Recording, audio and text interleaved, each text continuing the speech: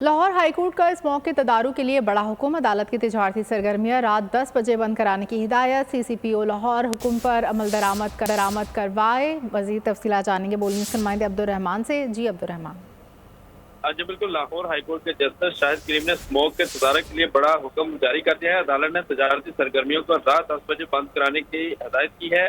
अदालत ने CCPO लाहौर को अहकाम सादर किया है कि रात 10 बजे तजारती सरगर्मियां हर सूरत बंद कराने के हुक्म पर अमल दरामद कराया जाए। वज़ीर आला के सेक्रेटरी CCPO लाहौर को इक़दाम करने की भी हिदायत है। इस हवाले से हुकूमत नोटिफिकेशन भी जारी करे।